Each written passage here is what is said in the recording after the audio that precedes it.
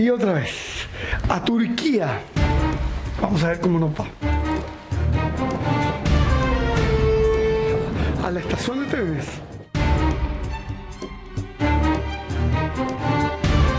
Llegamos a Estambul, capital de Asia y de Europa al mismo tiempo. Merci. Merci. Au revoir. Estambul, 35 grados. Increíble. En una sola toma, increíble. Ahí está, y la agarré.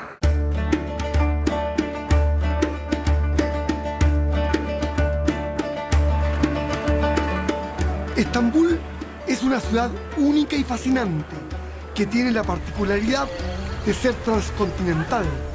Dividida por el estrecho del Bósforo, una parte se encuentra en Europa y la otra en Asia. La ciudad refleja las influencias religiosas de los distintos imperios que la gobernaron. Primero se llamó Bizancio cuando fue establecida por colonos griegos y luego más tarde fue refundada bajo el nombre de Constantinopla. El famoso emperador romano Constantino I el Grande, en el año 324 después de Cristo, convirtió Constantinopla en la capital del Imperio Romano. Para sus habitantes fue siempre una gran metrópoli romana. Fue una de las ciudades en las que floreció el primer cristianismo y más adelante el cristianismo ortodoxo. Tras la caída de Constantinopla ante los otomanos en 1453, se convirtió en la sede del califato, cuya religión oficial era el Islam. Así fue transformándose progresivamente en musulmana. Sin embargo, la influencia del cristianismo está presente y convive con el Islam.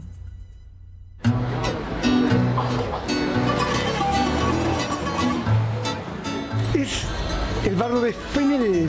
Fenel, un barrio griego, muy lindo, realmente con mucho atractivo, no solamente un atractivo histórico, sino que también cultural, ya que se habla otra lengua.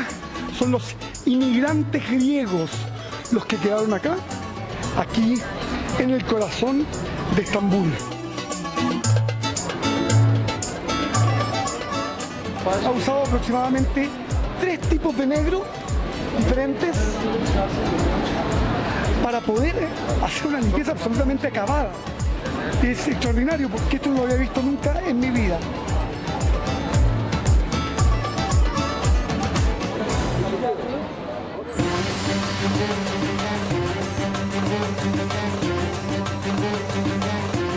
Buscando a Dios en otras áreas de esta gran Turquía, que refleja muy bien su pasado histórico, su pasado imperial, como capital del Imperio Romano de Oriente. Recordemos una cosa muy importante, que el Imperio Romano de Oriente vivió 1000 años más que el Imperio Romano de Occidente. El imperio continuó hasta el año 1470, en que el sultán Mehmed II conquistó la gran capital del Imperio Romano y construyó un imperio que duró hasta la Primera Guerra Mundial.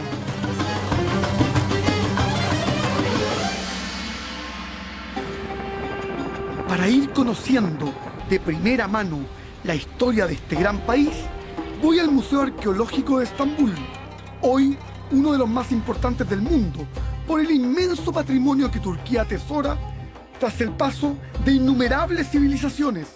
Es tanta su riqueza que en el exterior ya se pueden ver algunos sarcófagos y columnas de piedra que parece que no encontraron lugar dentro de sus paredes. Es un museo realmente impresionante aquí en la capital cultural de Turquía, Estambul, la capital política Ankara, pero realmente es aquí donde realmente es el núcleo tanto económico, cultural, como de la verdadera, tremenda civilización que es aquí, justamente el Bósforo y la unión entre estas dos civilizaciones.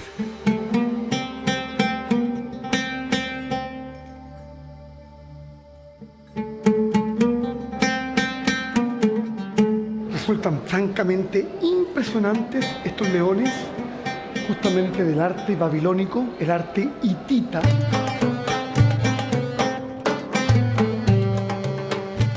Está también representado aquí en el Museo Arqueológico de Estambul, uno de los museos más impresionantes, mejores del mundo en este tipo de arqueología.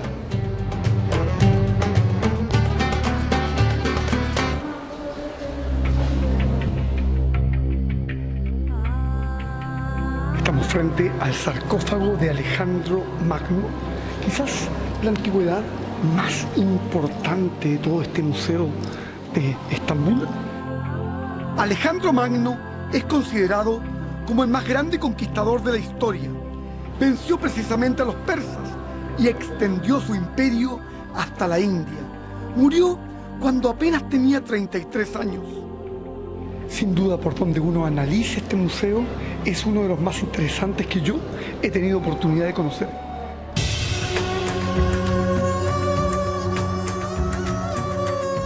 Lo que más me impresiona es la magnitud, la dimensión, los detalles, porque realmente uno puede estar tan cerca de este arte. Se nos permite un acceso prácticamente ilimitado y eso es bastante insólito en un museo de estas características, uno de los museos mejores conservados de arte romano y griego del mundo.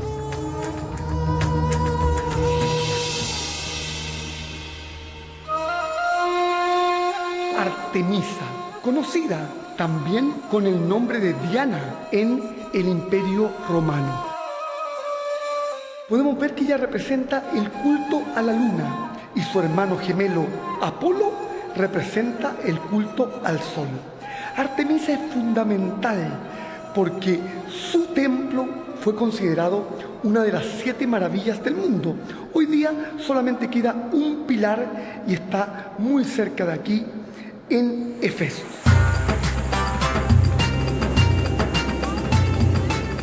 Precisamente para ir a conocer las ruinas del Palacio de Artemisa, emprendo un viaje de casi 600 kilómetros que me lleva a las costas del Mediterráneo, a Éfeso. Hoy es uno de los lugares de la antigüedad mejor conservados en Asia Menor. Estamos llegando a una gran ciudad, Esmirna.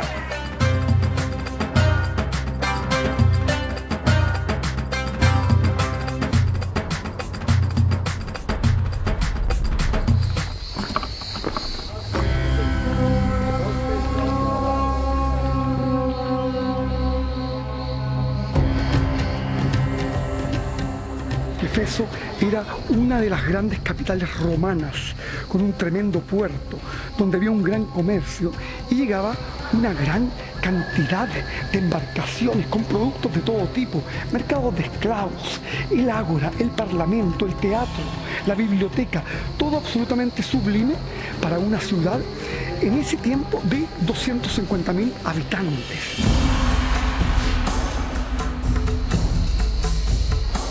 La ciudad tiene una historia muy antigua, a 6000 a.C., pero lo que se puede ver hoy es de la época romana. Es decir, si excavamos más profundo, podemos encontrar algo más antiguo. El nivel de tierra que tenemos hoy es de la época romana, hace 2000 años. Hasta el momento, más de 100 años, solo el 20% de Éfeso ha sido excavada y el resto, 80%, no ha sido excavada todavía. La ciudad tiene una población, 250.000 personas viven aquí. Éfeso era la tercera más poblada ciudad del Imperio Romano, después de Roma y Antioquia, que está en Turquía hoy en día, Antakya.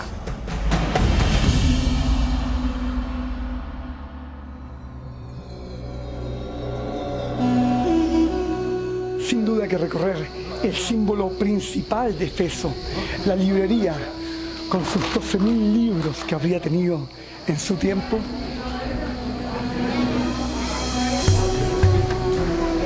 La biblioteca de Éfeso la construyó el senador romano Tiberio Julio Celso. Fue en su momento la tercera más grande del mundo y su creador quiso ser enterrado en su propia maravilla arquitectónica. Estas estatuas, que que son réplicas, porque las originales se las llevaron los que estuvieron a cargo de las excavaciones. En este caso, el Museo de Austria, allá en Viena.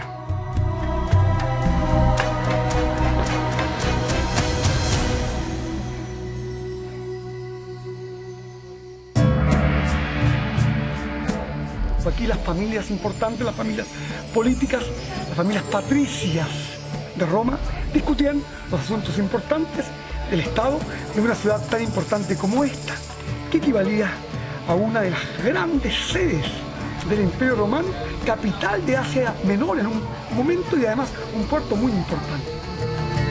El mayor templo de la antigüedad, el templo de Artemisa, estaba aquí en la época romana. Por eso, antes de la llegada del cristianismo, Éfeso se convirtió en un centro religioso, como un lugar de peregrinación. Una vez al año, mucha gente de los países diferentes proviene aquí para adorar en el templo.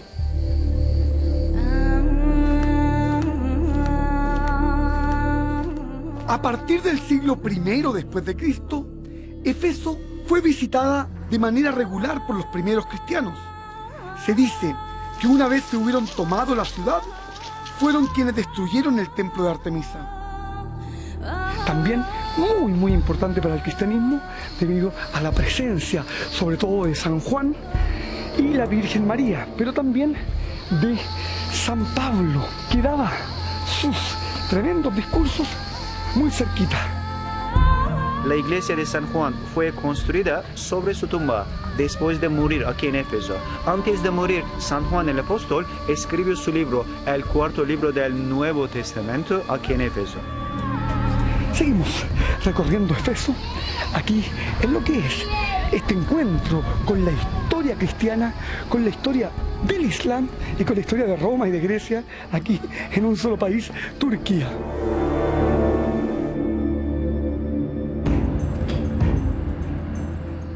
Solo 3 kilómetros de distancia separan al sitio arqueológico de Éfeso con otras legendarias ruinas, como la iglesia de San Juan el Apóstol. Estoy entrando en uno de los lugares más importantes para la cristiandad en esta parte de Asia Menor. Hasta aquí se realizaban grandes peregrinajes en la primera época de los cristianos, porque hasta aquí llegó el apóstol San Juan, perseguido en las terribles persecuciones que pasaron en Jerusalén hacia el año 40 después de Cristo. Según la doctrina, habría llegado hasta esta área, aquí en Éfeso, es decir, habría atravesado una parte de Asia Menor. Estamos viendo aquí lo que son las ruinas de la iglesia de San Juan, muy importante porque aquí habría escrito su evangelio. Aquí podemos ver una reproducción de lo que habría sido esta tremenda catedral, tan grande que rivalizaba con el templo de Artemisa, aquí al lado, que también está destruido. La iglesia o catedral de San Juan juega un rol fundamental, especialmente para los cristianos ortodoxos que vienen aquí en masa. San Juan habría llegado a este lugar acompañado de la mismísima Virgen María.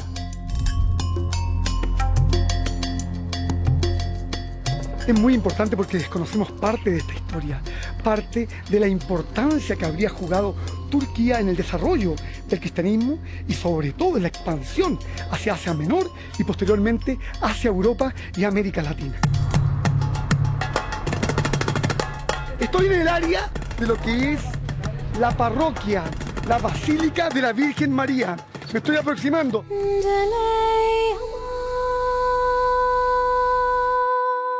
Este lugar santo está considerado por muchas pruebas como el lugar donde habría muerto la Virgen María. Narran los Hechos de los Apóstoles que después de la muerte de Jesús se desencadenó en Jerusalén una tremenda persecución contra los cristianos. Los apóstoles, al ver esta tremenda mortandad, se esparcieron por el mundo para predicar el nuevo evangelio. A San Juan le correspondió el Asia Menor como un área de evangelización. A causa de la persecución de Jerusalén, él, ya que Jesús le había confiado a su madre, trajo consigo a la Virgen María.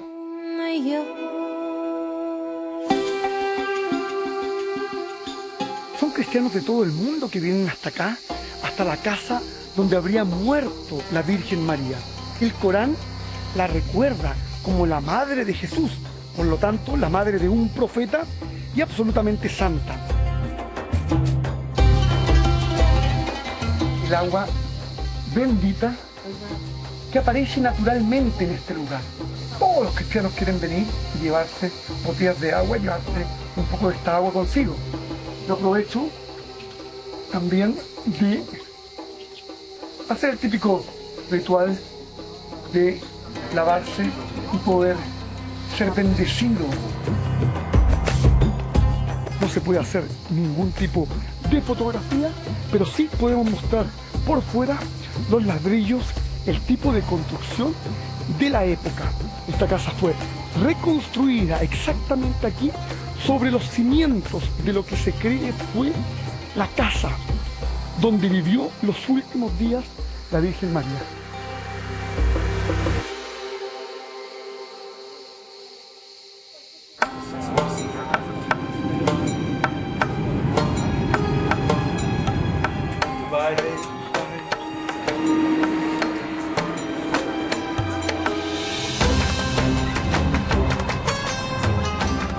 Capadocia, un lugar donde se encuentran además algunas de las iglesias más interesantes por su formación geológica.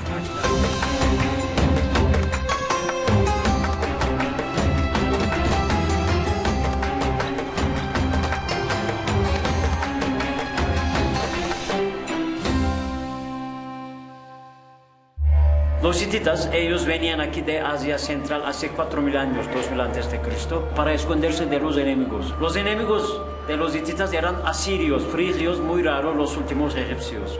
Cuando los enemigos llegaron al pueblo, los enemigos encontraban un pueblo abandonado, muchas casas abandonadas, de piedra, de adobe, de madera. Los enemigos pensaban que la gente del pueblo escapó a otro pueblo por miedo de guerra. Los enemigos no podían saber, no podían adivinar que la gente vivía abajo de la tierra. Es increíble lo que estamos viendo. Tenían de todo acá. Tenían comida, tenían baños. Espacio para guardar comida para los animales, para colocar los jarros de agua, para atar los animales con una cuerda. Animales no escapan, no molestan a la gente. Mortero para hacer comida para los animales. En época hitita habían solo 2 pisos, 1.000 personas podían vivir aquí. 1.000 personas. Época cristiana habían 8 pisos, 5.000 personas podían vivir aquí para esconderse. La iglesia tiene 2 altares. El primer altar representa a Jesucristo, el segundo altar representa a Virgen María. Los ortodoxos y los católicos convivían. Estaban juntos acá.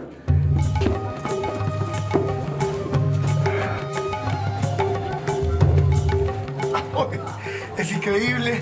Estamos bajando ahora al 3er piso.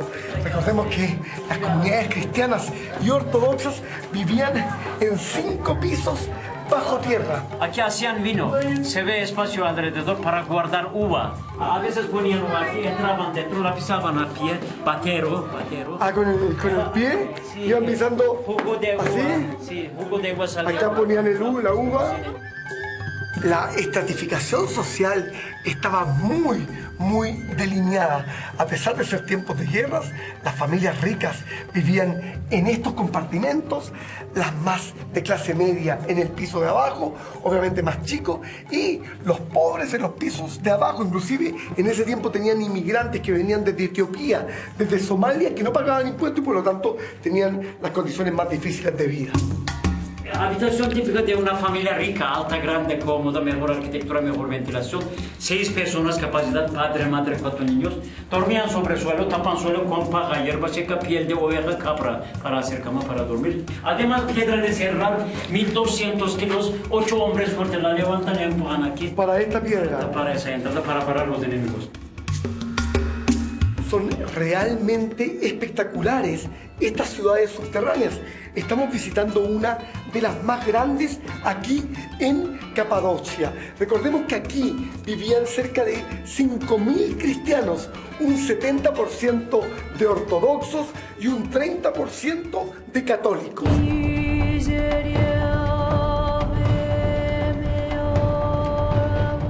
Me resulta increíble caminar entre medio de estas estructuras, de estas rocas tan bonitas, todas en formas de cono, que forman gran parte del paisaje de Capadocia en esta parte central de Turquía.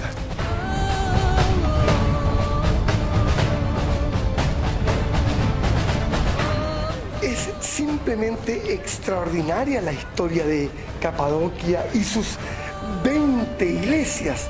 Son todos unos monasterios bastante difíciles de creer que pueden haber sido construidos al interior de estas rocas volcánicas. Hoy día es un patrimonio de la humanidad. Sobre todo nos muestra la unión entre las distintas creencias, entre bizantinos, ortodoxos y cristianos romanos. También las innumerables guerras entre el Islam y el cristianismo que se dieron aquí, en estas tierras.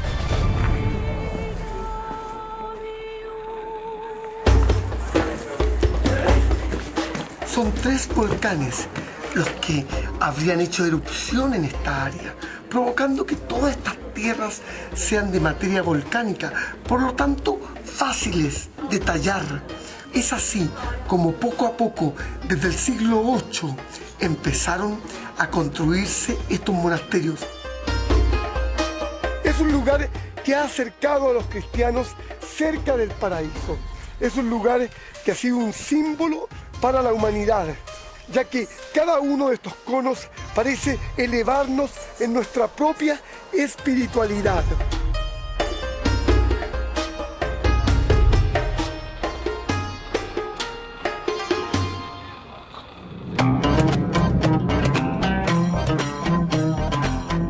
Volvemos a Estambul, una ciudad que hoy es mayoritariamente musulmana, pero que fue la principal capital del imperio tras la caída de Roma. Sus habitantes se consideraban al mismo tiempo como los más cristianos del planeta.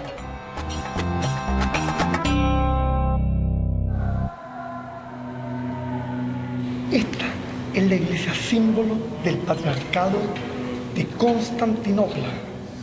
Para mantener la fe cristiana aquí han pasado más de 600 años y todavía hasta el día de hoy sigue presente.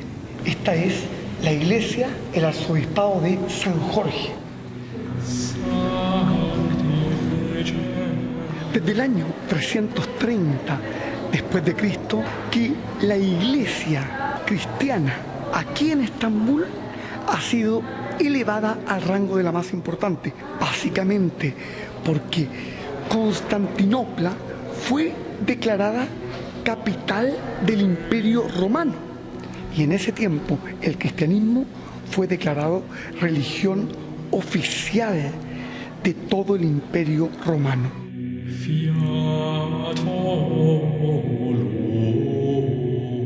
Es una iglesia que para su estatus parece bastante pequeña, porque desde que los musulmanes recuperaron Constantinopla, le cambiaron el nombre a Estambul, los edificios religiosos que no son musulmanes deben tener un carácter humilde y pequeño.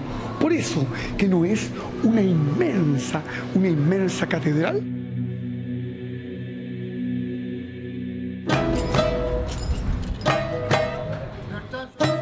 La zona donde se encuentra se llama Fener y adquirió especial relevancia cuando los otomanos forzaron al patriarcado ortodoxo para que abandonaran su majestuosa sede original, hoy convertida en mezquita, la famosa Basílica de Santa Sofía, y se instalaran en esta iglesia muchísimo menos ostentosa. Estamos recorriendo este barrio muy griego, con muchas raíces italianas también, en el corazón norte de Estambul. Toda esta población aquí alrededor mío en medio de esta capital musulmana es cristiana ortodoxa. Hoy los cristianos, ya sean ortodoxos orientales, griegos ortodoxos apostólicos, armenios, judíos y otras denominaciones, son menos del 5% de la población de Turquía. El 95% restante se declara musulmán.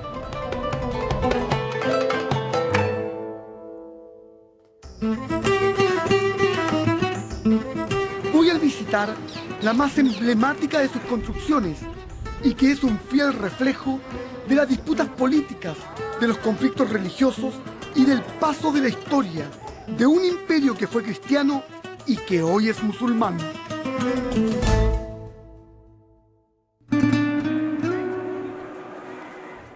Quizás el monumento más simbólico de todo Estambul, Hagia Sofía.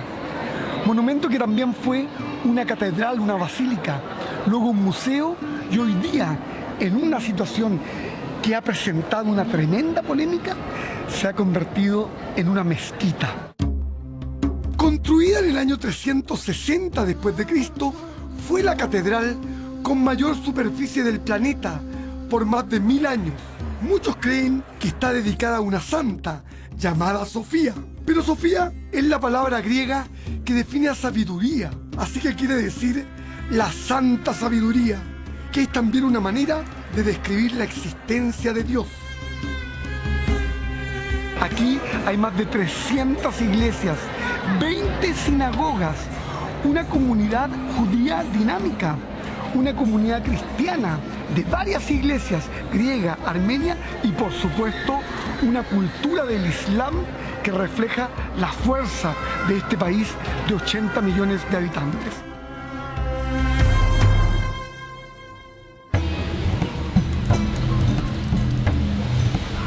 Nos encontramos en la mezquita de el sultán Suleimán el Magnífico, quien la mandó a construir hacia el año 1550 aproximadamente, y está en la tercera colina de esta gran y maravillosa ciudad de Estambul.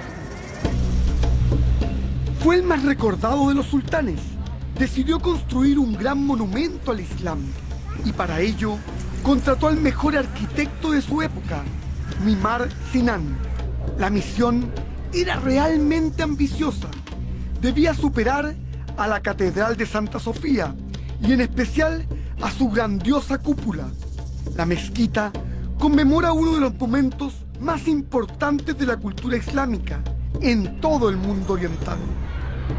Con Suleimán el Magnífico, el Imperio Otomano alcanzó su máxima expansión, llegando desde el norte de África hasta los Balcanes e incluso sitiando la gran capital, Viena.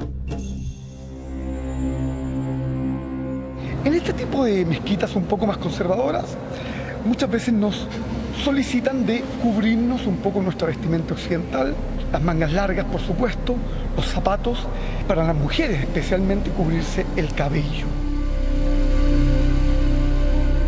Resulta extraordinaria la paz, la serenidad que se siente aquí al interior de estas grandes construcciones donde el espacio, la arquitectura, las curvas hacen de alguna manera sentir el espíritu, sentir la voz interior de cada uno de nosotros. Estoy recorriendo la mezquita de Suleimán el Magnífico, una de las más históricas, un símbolo de esta capital de Estambul en su máximo esplendor.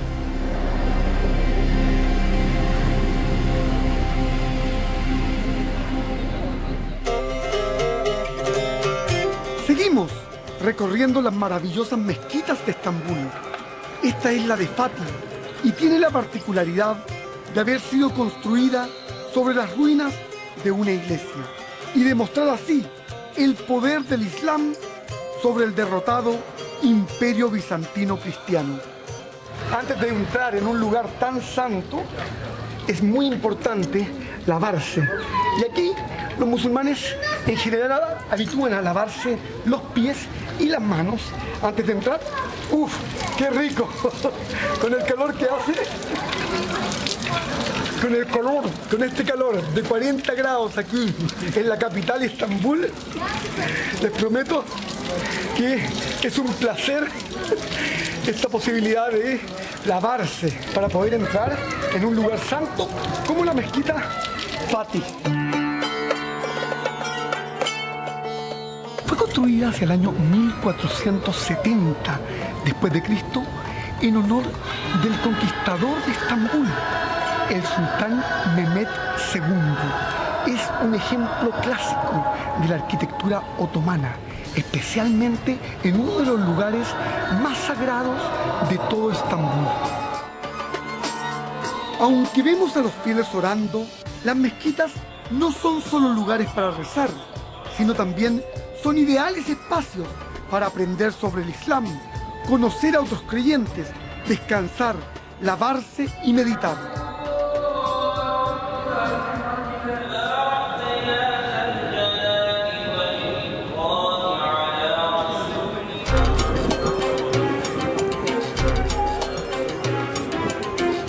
Estamos en una de las 7 colinas aquí alrededor de Estambul, pero esta es la colina más alta junto a la mezquita más grande de toda Turquía.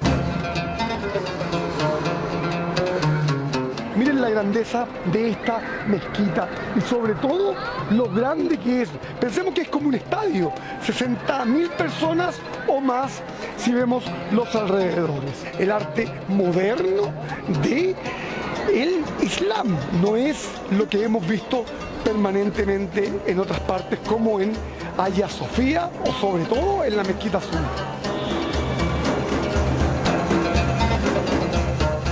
Hermoso, la ascensión al cielo, la ascensión hacia Dios. ¡Wow! Me estoy mareando completamente, pero buscando a Dios es así. Hay que reconocer que como un país bastante más secular, Turquía permite muchísimos más libertades a los que no somos practicantes de la religión islámica, pero que somos muy respetuosos, obviamente.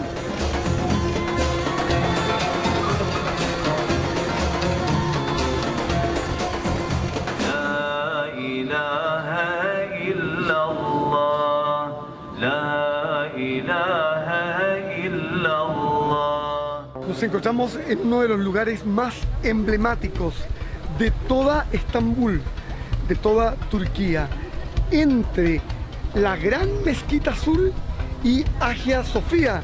Aquí deben haber aproximadamente, me dicen, 500.000 de personas, quizás 1 millón van a ir llegando en el curso del día para los primeros rezos que se hacen por la mañana.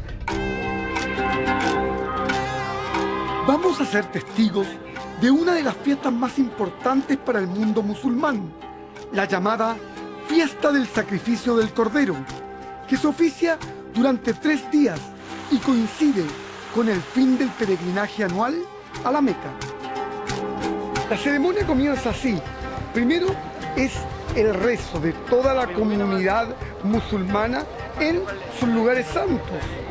Luego continúa con la asistencia a sus casas para el sacrificio del Cordero. Nuestro profeta Ibrahim ha soñado que tenía que sacrificar a su hijo y después cuando ha venido a sacrificarlo, justo antes de sacrificarlo, ha bajado Dios, Allah le ha dicho que tiene que sacrificar a un cordero en vez de su hijo. Y a partir de ahí se ha empezado a sacrificar al cordero cada vez el mismo día, se sacrifica un cordero.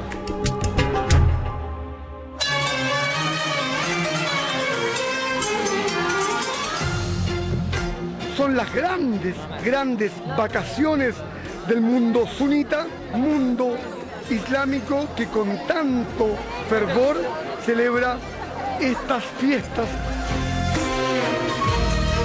Entrando en otro de los lugares más santos, la mezquita azul, sale gran cantidad de fieles y otros siguen llegando.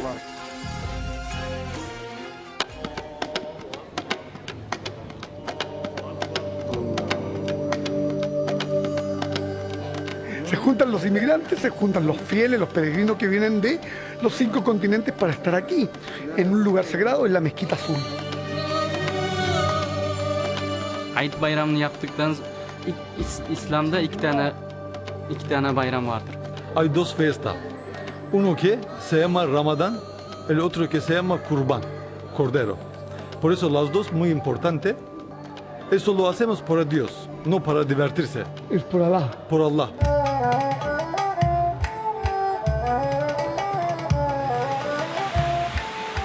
Günümüzü yani dinimizin bir vecibesi. Es obligación ayudar a la gente para que si tienes oportunidad puedes hacerlo. Si no puedes, no. Si no puedes no hay obligación. Yani tarihte birçok kavimler, toplumlar kıl, istersen kılma yani. Kimse bir şey diyen yok. Él dice, Si quieres puedes rezar, si quieres puedes ir a iglesia. No hay diferencia, todo el mundo le respeta. No tiene quieres que... rezar en una iglesia, vas a una iglesia. Sí, Si si quieres quieres ir a una sinagoga, te vas a sinagoga. Nadie no te puede decir nada por esto, porque religión es la vida, para la vida. Si quieres una religión, es muy bueno para ti. Si no tienes religión, para nosotros no hay ningún problema, para los musulmanes. la fiesta del Cordero conmemora un pasaje del Corán, que también es parte de la Biblia. Recuerdo de la incuestionable lealtad que mostró el profeta Ibrahim o Abraham, quien sacrificó un cordero en agradecimiento a Dios en lugar de su propio hijo. Si bien para los cristianos fue Isaac, para los musulmanes fue Ismael. La fiesta también da cuenta de un conmovedor sentido de solidaridad y hermandad entre los fieles. Estamos en uno de los típicos mercados, en este caso de vacas, de bovinos, que están todos para el sacrificio por estas fiestas, las fiestas del Cordero, que no solo incluyen corderos, sino también vacas y camellos. Está lleno, repleto de animales, porque mañana es la gran celebración de la fiesta del Cordero aquí en Turquía. A mi lado izquierdo voy a mostrarlos, son todos de Turquía, pero aquí al otro lado hay bovinos que vienen de Austria y otros más allá de Uruguay. Llegan distintas calidades, eso lo hacen para equiparar los precios, es una manera de comprar también animales en el extranjero. Las familias se reúnen en todo Turquía, es un país de 80 millones de habitantes con mucha tradición islámica. Estamos tratando de ver el proceso completo, cómo lo compran. La parte que vamos a evitar es la del sacrificio.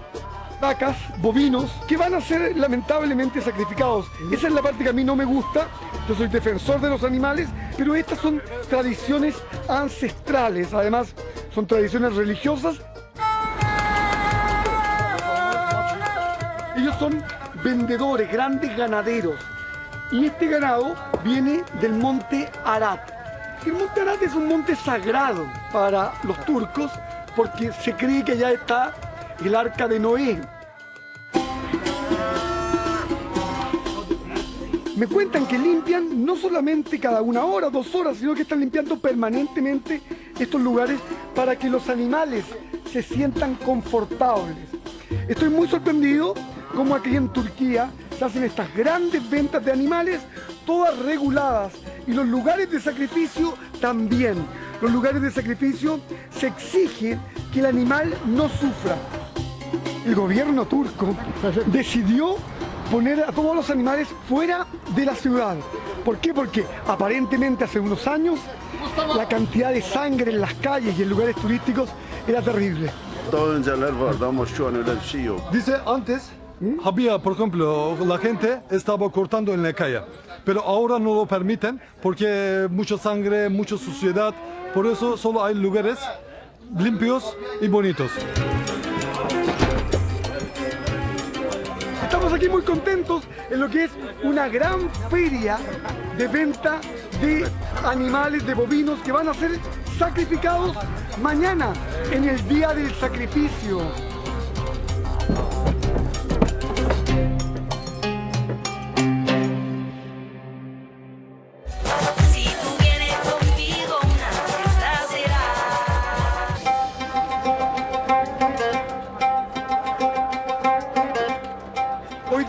gran día, vienen aquí a comprar ya definitivamente y a llevarse las carnes.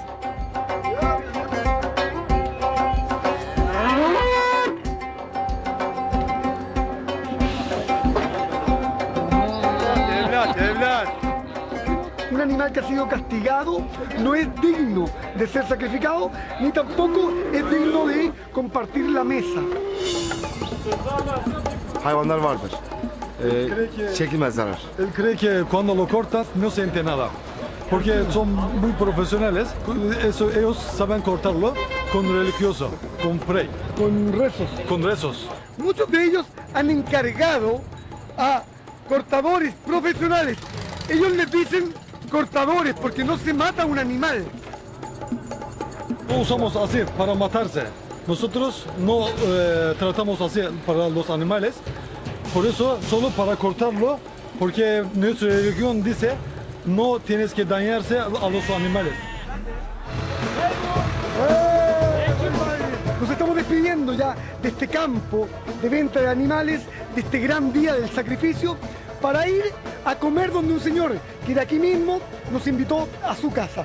Vamos entonces a ver cómo se prepara, en este caso, la vaca y el cordero.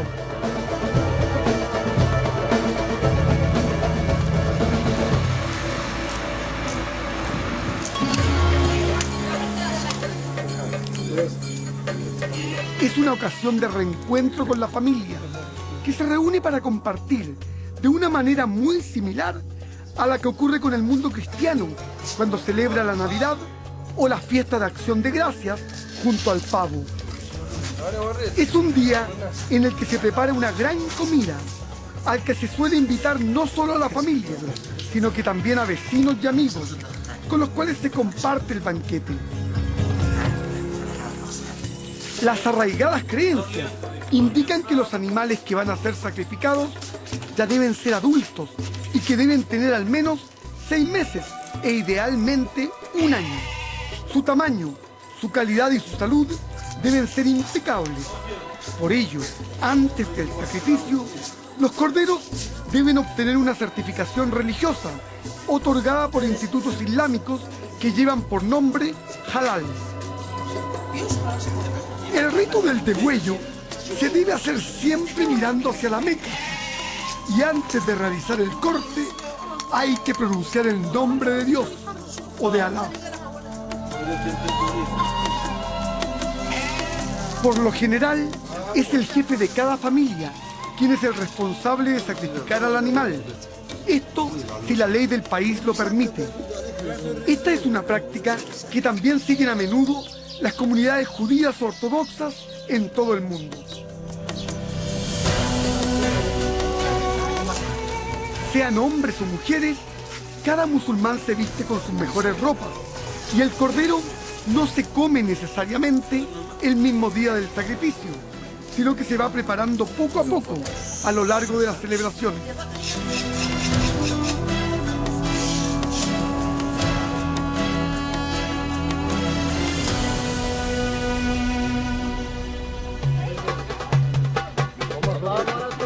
Es aquí a los parques donde ellos vienen a comer, comparten con la familia y aprovechan en este momento de cortar la carne en pedazos.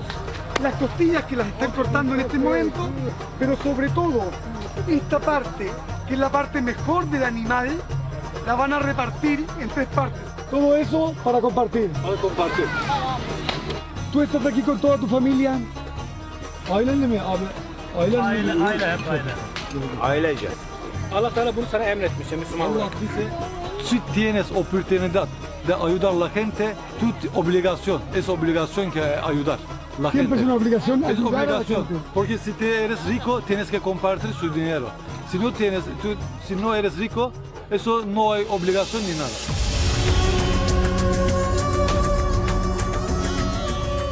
Tiene un significado profundo para los musulmanes. Nosotros en el Islam creemos que va a haber vida después de la vida esta, va a haber otra vida. Entonces la gente se ha olvidado de la vida que viene, el paraíso, el infierno, se ha olvidado y se ha fijado más en lo material de esta vida que se va a ir. Hay mucha gente que piensa que el Islam es terrorismo y que es solo matar Pero no, en verdad el Islam es una religión de paz y que vives en paz, que tienes una paz interna que es muy especial para los musulmanes. El Islam ha sido siempre una religión que se ha interesado al bienestar del ser humano, de cualquier religión. Que el Islam también tiene su manera de ver las cosas. No es la misma, es distinta, pero al fin y al cabo lleva al mismo camino, que es el bienestar del ser humano. La gente necesita solamente para ellos mismos, y se olvidan de los demás, pero somos seres humanos no con el material, pero con el espíritu, porque el espíritu cuando se va, ya el material, que es el cuerpo, no vale para nada.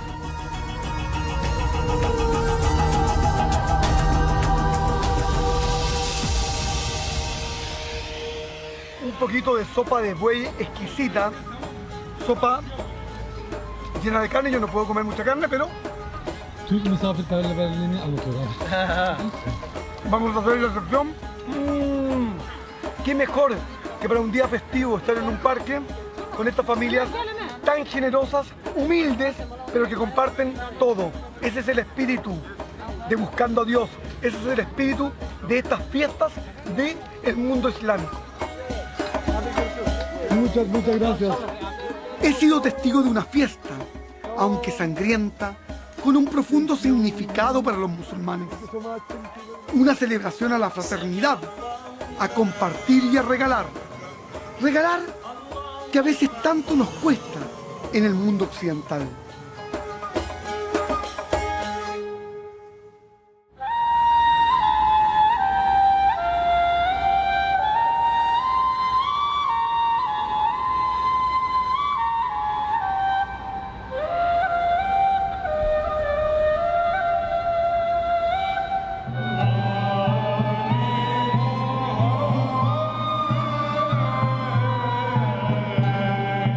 Me encuentro aquí en la estación de trenes de Estambul, en este espectáculo maravilloso de los Darwish.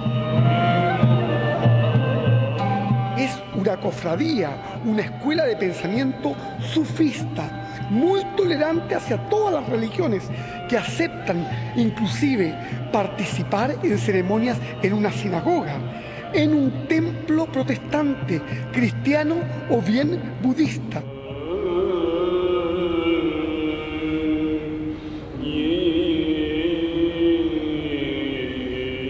Los derviches son una orden religiosa musulmana de carácter ascético o místico.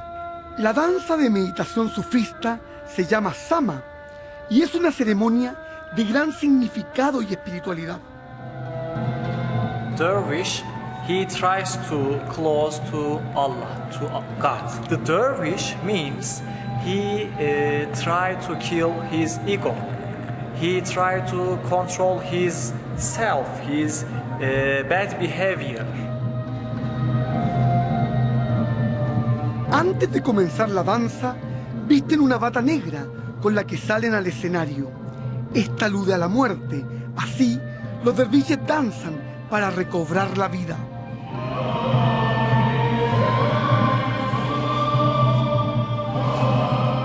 La túnica blanca tiene la misma forma que los antiguos trajes de los sultanes y representa la pureza y la destrucción del ego.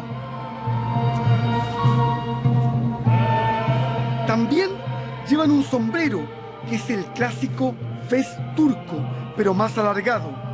Este simboliza el pensamiento y el control de las emociones.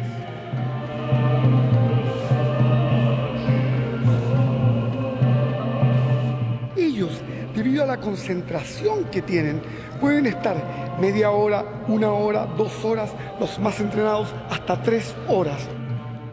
We are taking courses, maybe during 1 year. We are always taking courses every day, 1 hour practicing. And while we are practicing, our body, our mind, our head get adopts. And there is no any dizzy problem or other troubles because we are trying to connect to the God. and we are thinking to become together with the God.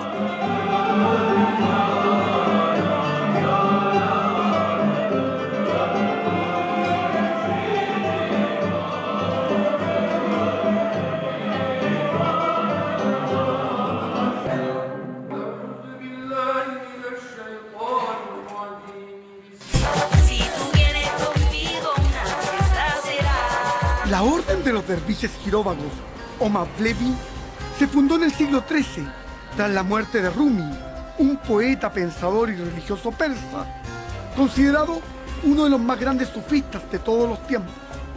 Rumi nació en Afganistán y también es conocido como Mevlana, que significa Nuestro Señor en árabe. Sus poemas son leídos en todos los idiomas, alcanzando un reconocimiento mundial. En sus textos enseña a los sufis a alcanzar su objetivo de estar verdaderamente en unión divina con Dios. Estoy justo en el mausoleo, en la casa de este gran hombre santo, Rumi. Es un mausoleo precioso del creador del sufismo aquí en Konya, Turquía. When we talk about, for dervishes, so important love, compassion, what does it mean in reality? The love is not man's love to female or female's love to male. The love is directly to Allah, to God. It is a divine law, the books says, like Mevlana Celaleddin Rumi. Son musulmanes que creen en una religión esotérica, es decir, que es completamente del corazón, porque es un islam místico, que cree en la conexión de nuestro espíritu, de nuestro corazón con Dios. Y para eso hay múltiples facetas, muchas artísticas, como la música y la danza.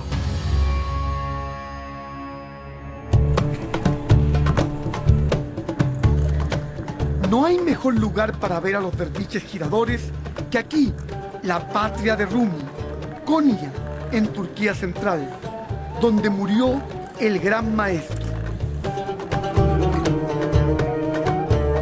Mientras danzan, sus manos van tomando distintas posiciones, cada una de ellas con un profundo significado espiritual. One hand down and one hand up, that means one is connection To God. and the other one? You know, the Muslim people make their prayings like this. And we open our right hand to receive His blessings with our right hand. And we close our left hand. And it means we are ready the blessings which comes from God. And we are ready to distribute to everyone. So that everyone can come and watch the Sema ceremony. They also get something. They also feel something.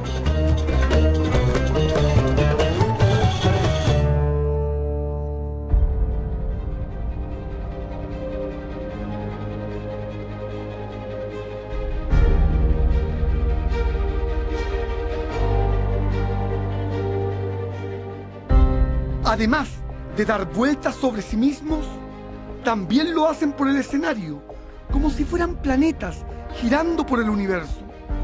Entre ellos hay un líder, el Seyyid, que camina entre los derviches.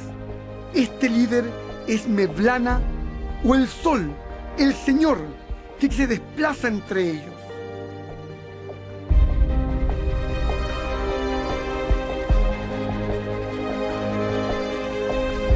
Los rezos en su mayoría aluden a los profetas, a los mártires, al universo y a las almas.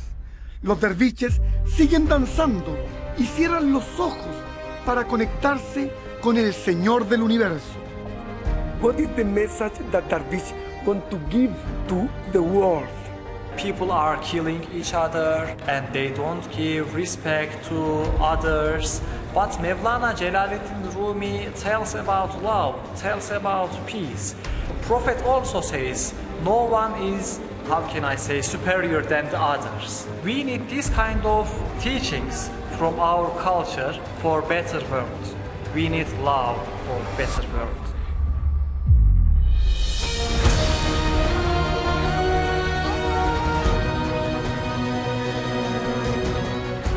Es una danza espiritual con un mensaje tan necesario en estos tiempos de compasión y de amor divino como pocas veces lo había visto.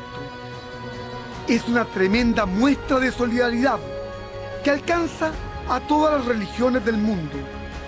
Es un mensaje para que podamos vivir en armonía, cristianos, musulmanes, judíos, hindúes, budistas y todas las creencias espirituales sin diferencias de raza ni de género. Es la búsqueda de esa trascendencia única que resulta natural a la condición humana.